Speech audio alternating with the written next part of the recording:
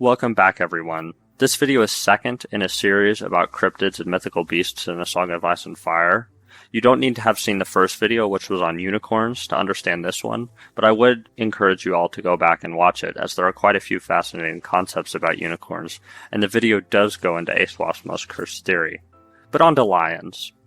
To better understand mythical lions, we must first analyze the various real lion variants which occupy our story, and distinguish these from the fantastical lion variants, which I will refer to as greatlions from now on.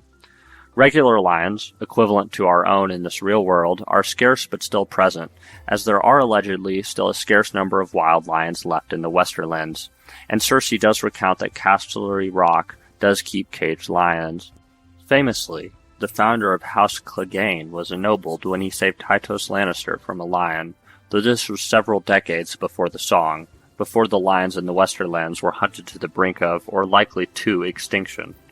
As a side note, I find it interesting that the Lannisters appear to be the only house not in tune with the device on their coat of arms, as houses like Starks, Tyrells, or Tullys are closely tied to their representative flora or fauna, whereas the Lannisters have cleared most of the lions out of Casterly Rock, and the head of House Lannister required saving from a lioness. Additionally, Rakkars are a breed of lion native to the Dothraki Sea, and apparently quite common, as they are still present and compose a threat to livestock or wandering travelers. These lions are majestic and pure white, trophies to hunt, and we see numerous individuals boast to killing them. One of Dany's prized possessions is her Rakkar hide from Khal Drogo that she wears throughout her journeys after her late husband's passing, as it reminds her of him.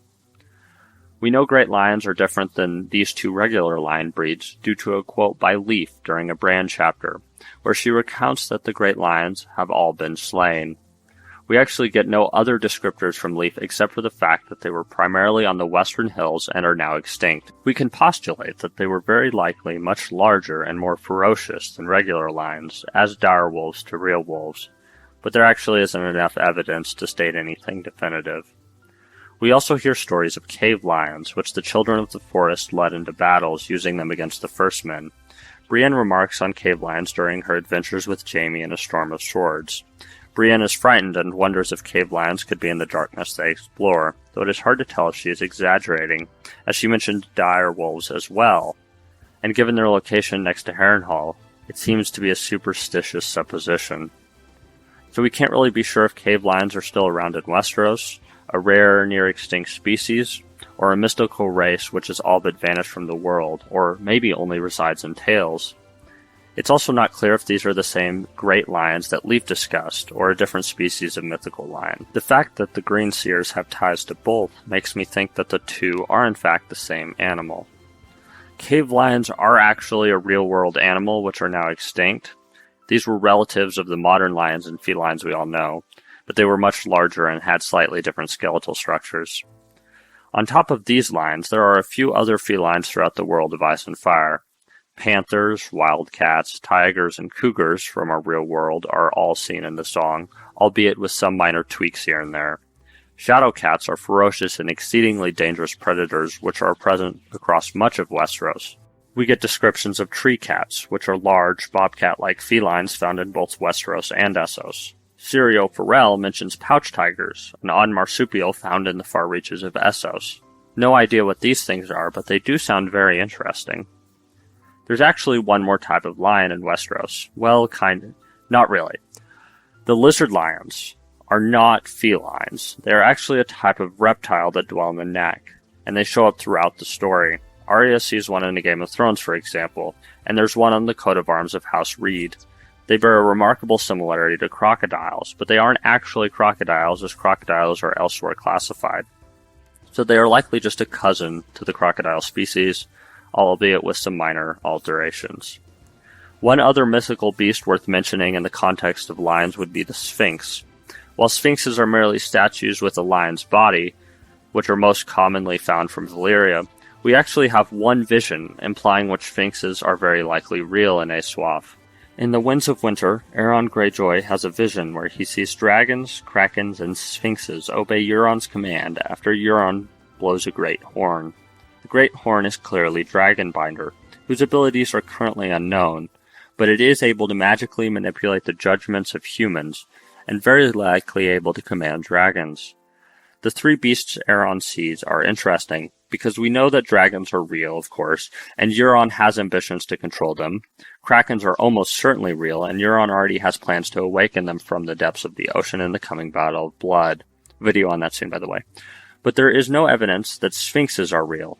The fact that Euron sees Euron controlling sphynxes, in conjunction to two creatures Euron already has plans to control, makes me believe that sphynxes will be real in the Winds of Winter, and an antagonistic force that serve Euron. I find it likely that sphynxes would be from Valyria, as not only does Valyria seem to be tied to Euron in a few ways, but most of the observed or described sphynxes we see in the story are Valyrian or originated from Valyria. But on to firelions.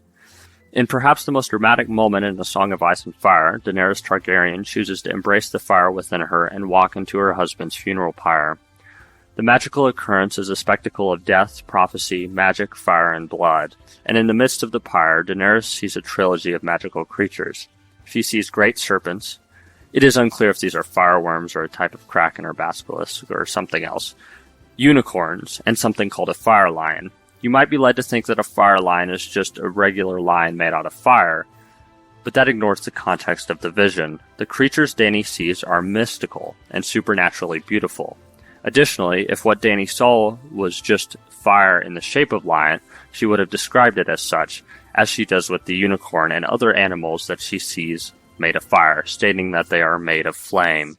Additionally, the text lists firelions as one word and not two, implying that it is an actual species. Given the conjunction with other mystical creatures, it is clear to me that firelions, even if fictional to Daenerys and the world of Ice and Fire as a whole as well, are distinct from any other lion we've seen before.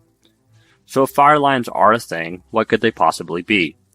There's no such thing in any real-world mythology that I'm aware of. Please let me know if I'm wrong in the comments below.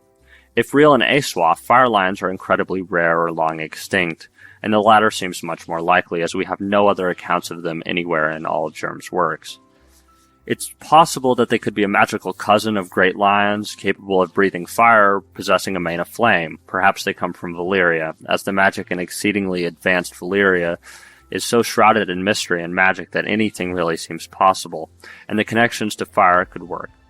We know that Caesarius has fireworms and wyverns, which are relatives to the dragons, fireworms basically being flightless dragons still capable of breathing fire. Maybe fire lions are to great lions as fireworms are to dragons.